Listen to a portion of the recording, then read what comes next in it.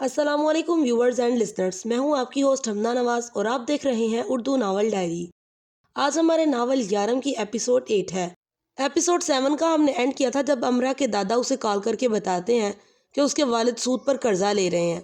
फिर अमरा अपने जमा किए हुए पैसे और कुछ अपनी लैंडलेडी से उधार लेकर अपने बाबा के अकाउंट में ट्रांसफर करती है। अमरा के वालिद साहब अपने अकाउंट में अच्छी खासी रकम देखकर अमरा को कॉल करते हैं और पूछते हैं कि तुम्हारे पास इतने पैसे कहाँ से आए। फिर वो बताती है कि मैंने ये पैसे जमा किए हुए हैं। तो उसके बाबा पूछते हैं कि तुमने ये कैसे जमा किए। तो जी अब आगे शुरू करते हैं। किस्त नंबर 9 है आज हमारी। तो शुरू होती है, तुमने ये कैसे जमा किए। दादा के सिवा किसी को मालूम नहीं था कि वो वहाँ जॉब करती है। एक दो बार दादा ने बाबा से कहा कि अमरा को पैसे भेजने चाहिए ताकि वो अपनी छोटी मोटी ज़रूरियात पूरी कर सके। तो बाबा ने चंद हज़ार पाकिस्तानी दादा के हवाले किए कि इससे इसके 3-4 माह आराम से गुजर जाएंगे। अमरा ने वो पैसे दादा के पास ही रहने दिए। मैं जॉब करती हूँ बाबा। जॉब? तुम काम करती हो वहाँ? तुमने तो कभी पाकिस्तान में छोटी सी भी जॉब नहीं की। नहीं की, गलती की। अब कर रही हूँ और बहुत खुश हूँ। बाबा यहाँ सब करते हैं। बाबा आप दीदा हो गए। ज़िंदगी में पहली बार इसके लिए यानी अमरा के लिए। तुम कब इतनी समझदार हो गई। अली और हमाद को खेलने से फुर्सत नहीं और तुमने मुझे वहाँ से लाखों भेज दिए। मैंने तो तुम्हें वहां जाने के लिए 1 रुपया भी नहीं दिया था। अली और हमाद को खेलने कूदने से इसलिए फुर्सत नहीं बाबा कि आप इन्हें खेल कूद में मसरूफ रखा है। इन पर सख्ती करें। अगर वो पढ़ना नहीं चाहते तो इन्हें कोई हुनर सिखाएं। हम खुद ही अपने बच्चों को ऐसे आराम और साइश की जिंदगी देते हैं। हम खुद ही तो इन्हें नाकारा बना देते हैं। बाबा खामोशी से सुनते रहे। तुम्हारे दादा ने कहा कि तुम वहाँ बड़ी क्लासेस में पढ़ रही हो। मुझे यकीन आ रहा है कि तुम वाकई बड़ी क्लास में पढ़ रही हो। मुझे बताओ मैं और क्या क्या करूं। बाबा की ये बात मुझे बताओ और मैं क्या क्या करूं ने इसके दिल की धड़कन तेज कर दी। खुशी से इसका बुरा हाल हो गया। बाबा पहले तो सबकी कफ़ायत की आदत डालें, फजूल खर्ची तर्क कर दें। अली और हमाद से कहा करें कि सुबह जल्दी उठें। दानिया से कहें वो भी साथ साथ जॉब करे। बाबा अपने जहन पर कोई दबाव ना रखें। जो नुकसान हो गया हमारा इसी में फ़ायदा होगा। एक छोटा नुकसान हमें बड़े नुकसान से महफूज रखता है। कोई जानी नुकसान नहीं हुआ, बस यही काफ़ी है। आप बस मेहनत से नए सिरे से अपना काम करें और मेरी ख्वाहिश है कि आप यतीम खाने के बच्चों को बुलवा कर इन्हें दुकान में बिठाकर खाना खिलाएं। मैं खुद जाकर इन्हें लाऊंगा और खाना खिलाऊंगा। और बताओ। वो आबदीदा हो गई और बाबा से कह ना सकी कि ये वालिदैन ही होते हैं जो अपनी औलाद को वो कुल पुर्जे बना देते हैं जो ज़िंदगी की गाड़ी में शान से फिट हो जाते हैं और गाड़ी छकाछक दौड़ती चली जाती है। और अगर वालिदैन इन्हीं पुर्जों को कुंद कर दें तो ज़िंदगी की गाड़ी जाम होकर बंद हो जाती है। और बहरहाल इसका जिम्मा पहले सरबराह पर आता है क्योंकि नौमलूद अपने लिए कुछ नहीं कर सकता। बस बाबा अपना ख्याल रखिएगा और दिल छोटा मत कीजिएगा।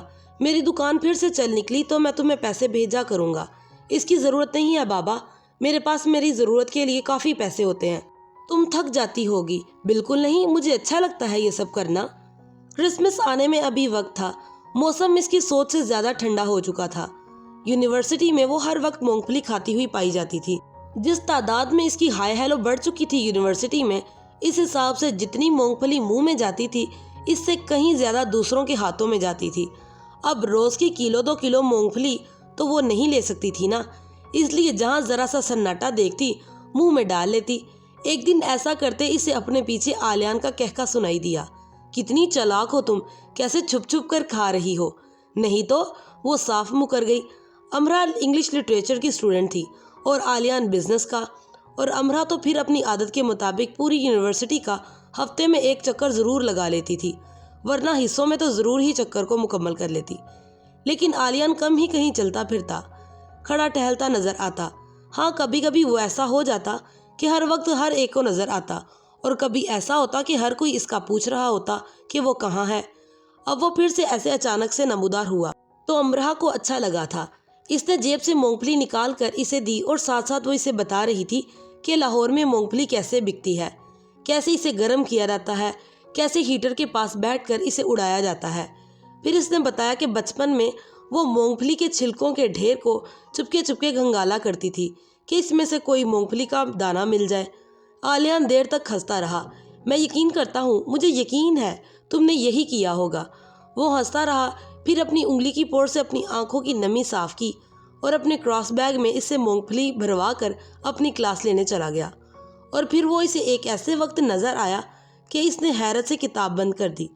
رات 12 بجے سے پہلے کا وقت تھا۔ وہ اپنے کمرے میں پڑھ رہی تھی اور اپنے کمرے کی کھڑکی سے ذرا دور گھر کے دوسرے کنارے کی طرف اسے وہ نظر آیا۔ پہلے اس نے سر کو اٹھا کر جیسے سارے گھر کا بھرپور جائزہ لیا، پھر 1-2 کھڑکی کی طرف بڑھا۔ امرا نے جھٹ سے اپنے کمرے کی لائٹ بجھا دی اور کھڑکی سے سر نکال کر اسے دیکھنے لگی۔ وہ اس کھڑکی سے اچھل اچھل کر اندر جھانک رہا تھا۔ پھر اس نے یہی کام دوسری کھڑکیوں کے ساتھ بھی کیا۔ پھر 2 کھڑکیوں کی چوکھٹ پر کھڑا ہو کر پائپ کا سہارا لے کر اوپر کی منزل کے ایک بیڈ روم میں جھانکنے لگا۔ امرا کا حیرت سے برا حال تھا۔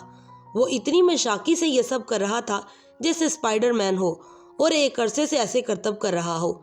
پھر وہ اس کھڑکی سے زمین پر کود آیا اور ٹہلنے سا لگا۔ امرا نے سر کو ذرا پیچھے کر لیا۔ اب وہ اس کی کھڑکی کے پاس آ رہا تھا۔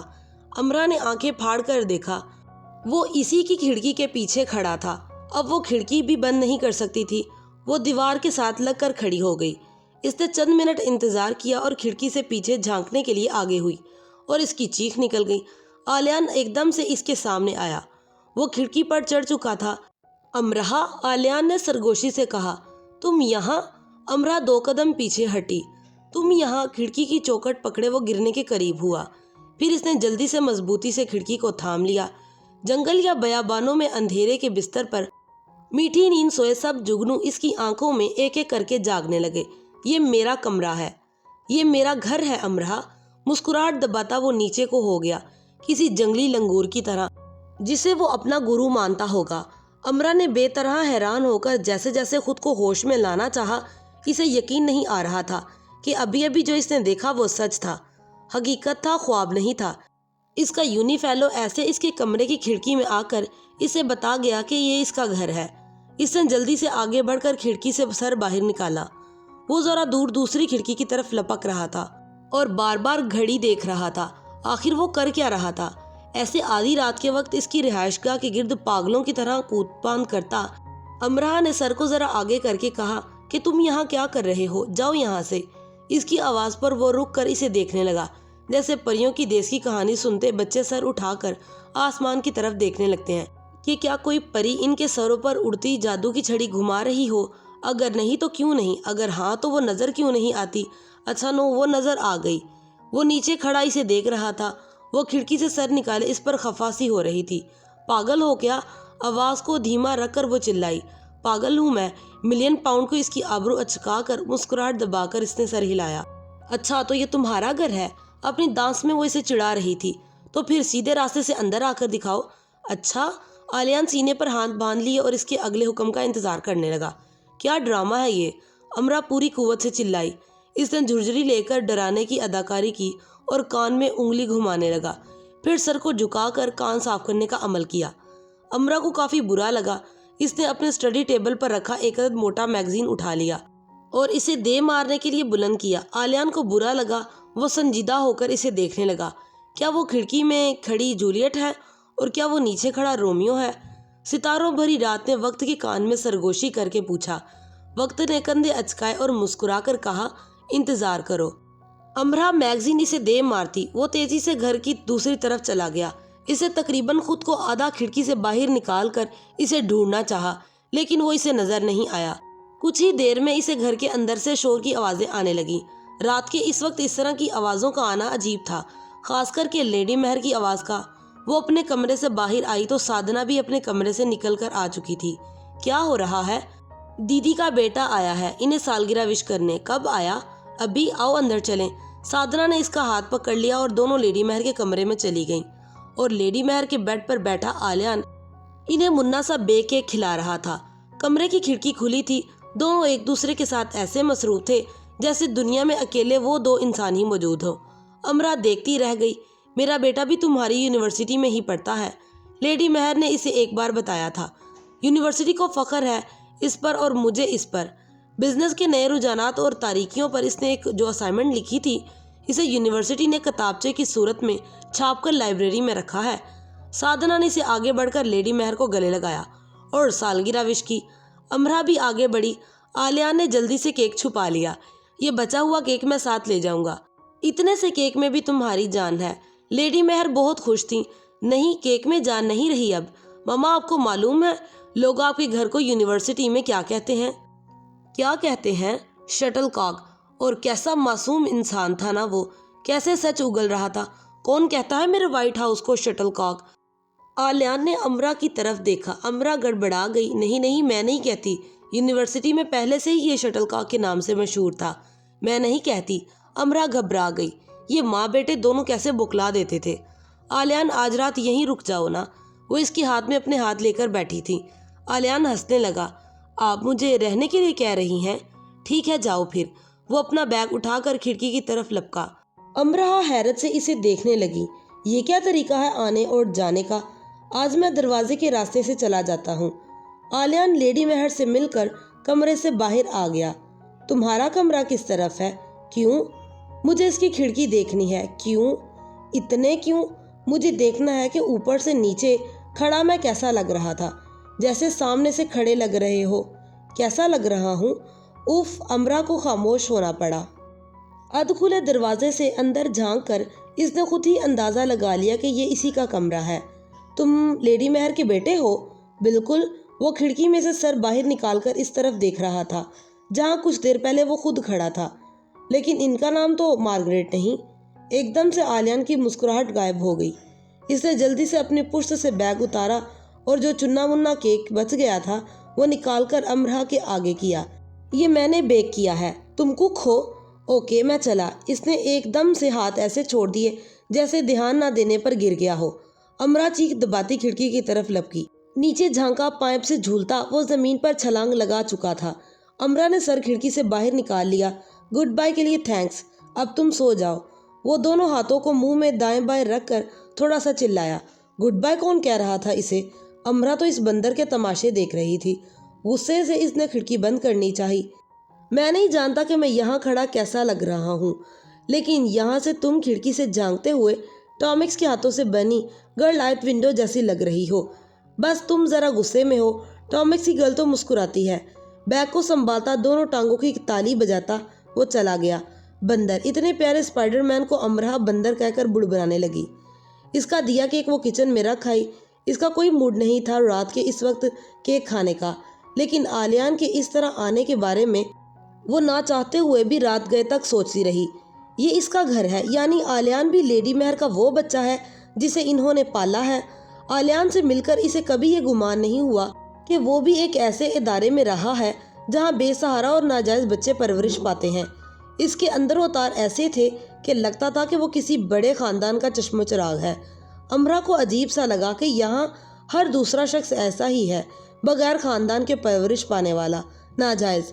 اس کا نام آلیان تھا، اس کی ماں کا نام مارگریٹ تھا۔ یہ سب کیا چکر تھا؟ شاید لیڈی مہر نے اس کا نام آلیان رکھا ہو، اسے اردو سکھائی ہو، ورنہ شاید وہ بھی رچرڈ این یا ہارمن ہوتا۔ لیڈی مہر اپنے سبھی بچوں سے بہت پیار کرتی تھی اور بچے ان سے، تو ایک بچہ ان کے لیے اپنا نام تو بدل ہی سکتا تھا۔ ان کے باقی بچے بھی تھوڑی بہت اردو بول ہی لیتے تھے۔ تو آلیان کسی کی ناجائز اولاد ہے؟ اس کے والدین کے نام پر صرف ماں ہی ملی، اسی لیے اس کا سر نیم مارگریٹ تھا۔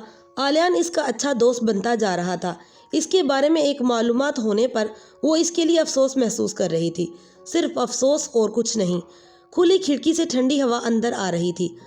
امرا کو اس وائٹ ہاؤس میں رہنا بہت اچھا لگ رہا تھا۔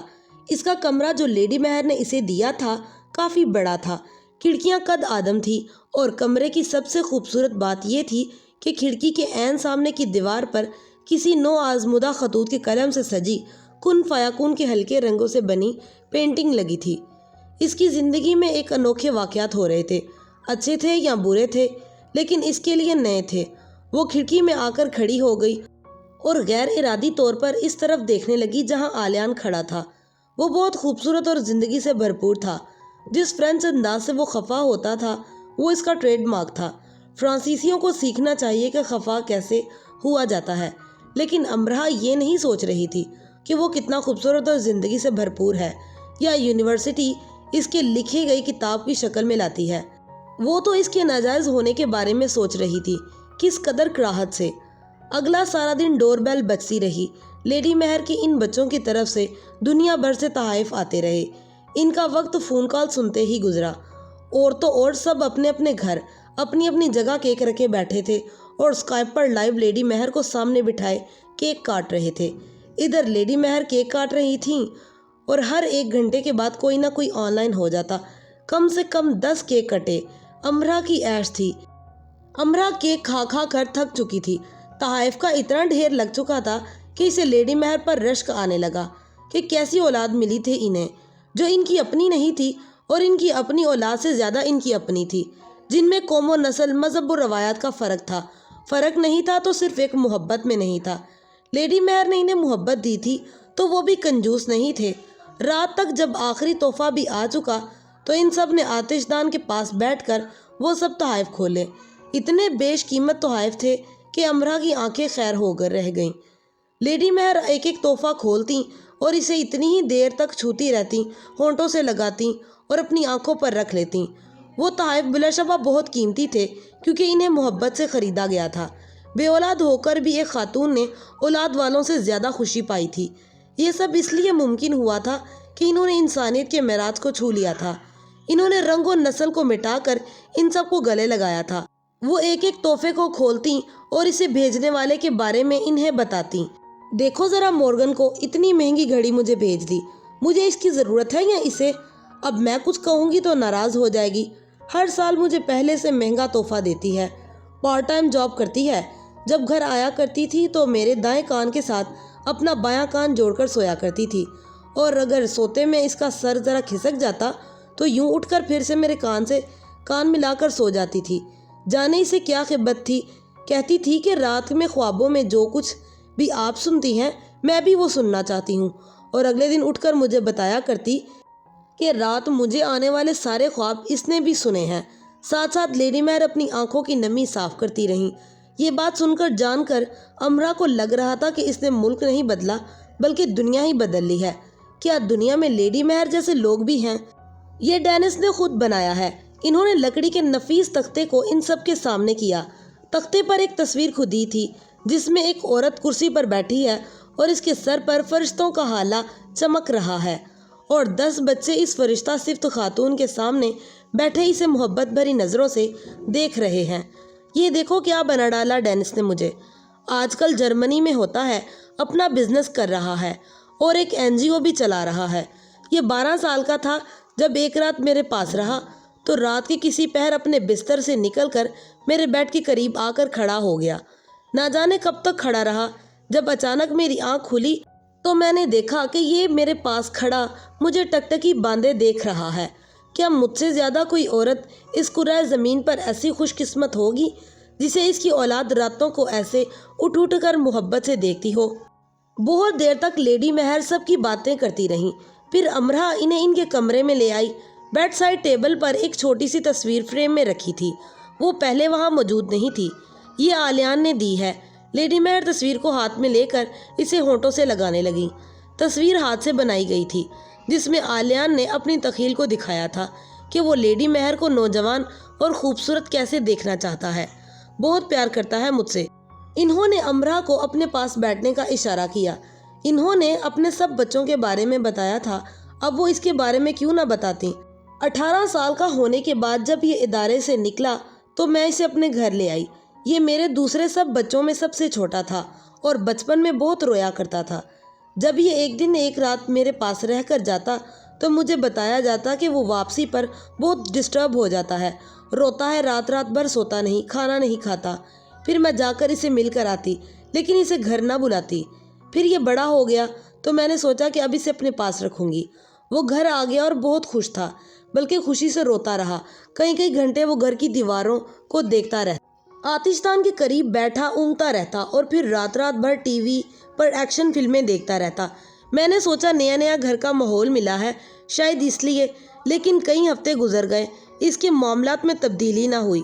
دن بھر باہر کھیلتا، رات کو فلمیں اور ویڈیو گیمز۔ میں نے انتظار کیا کہ شاید وہ خود کو بدل لے۔ وہ بڑا ہو چکا تھا، اب اسے سمجھداری کا مظاہرہ کرنا چاہیے تھا، زندگی میں آگے بڑھنا چاہیے تھا، لیکن وہ مجھے مایوس کر رہا تھا۔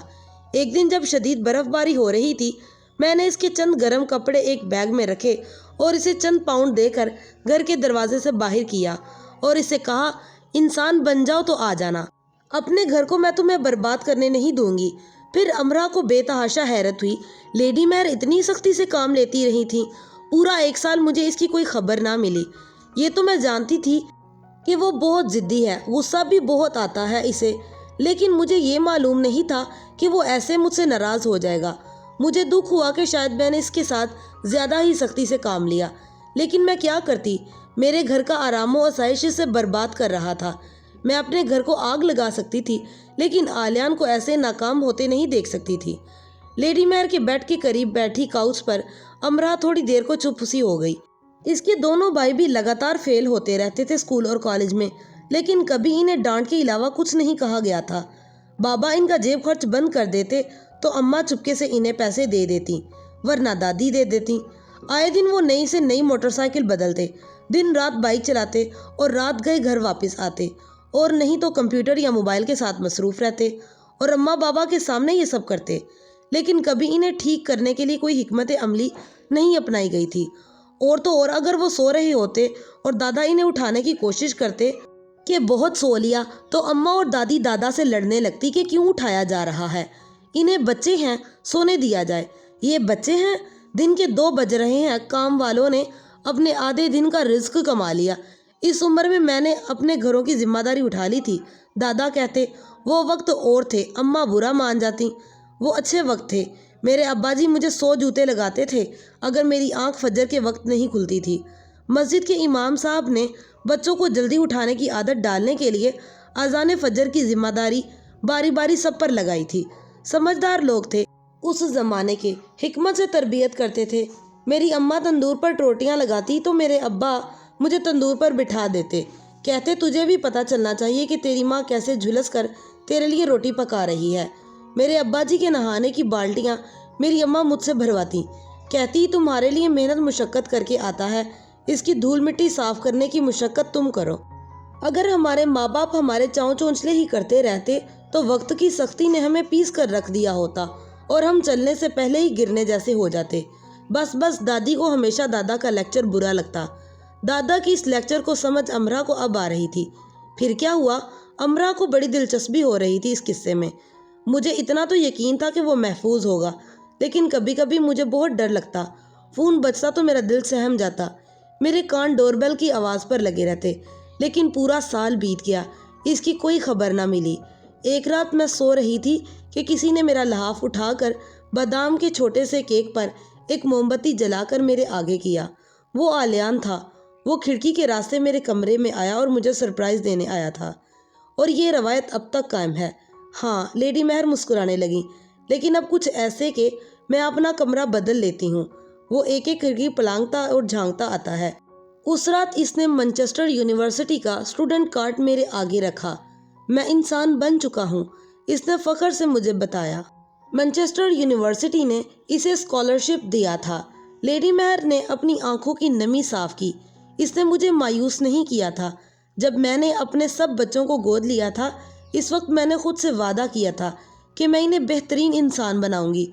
मुझे कोई भी रास्ता अपनाना पड़े, दरीग नहीं करूंगी। एक औरत की गोद में जब बच्चा आता है तो इस पर नबियों और वलियों जितनी जिम्मेदारी आयद होती है कि एक ऐसा फ़र्ज़ जिसमें गफलत की गुंजाइश नहीं है। जब एक इंसान को परवरिश के लिए, तरबियत के लिए एक दूसरा इंसान दिया जाता है, तो जैसे कुल इंसानियत की लगामें इसके हाथ में दे दी जाती हैं कि इसे इब्लीस बना दो कि कुल इंसानियत के लिए वबाल बन जाए, या वो बंदा बशर जो अपने आगे और पीछे और दाएं और बाएं खैर की रोशनी बखेरता चला जाए। सारे इंसान खैर होते हैं अमरहा, बस इनकी परवरिश के जो गहवारे होते हैं वो इन्हें कुछ का कुछ बना देते हैं। ये सब फूल होते हैं, बस हम ही इन्हें तोड़कर मलकर अपनी मर्जी के कीचड़ में फेंक देते हैं।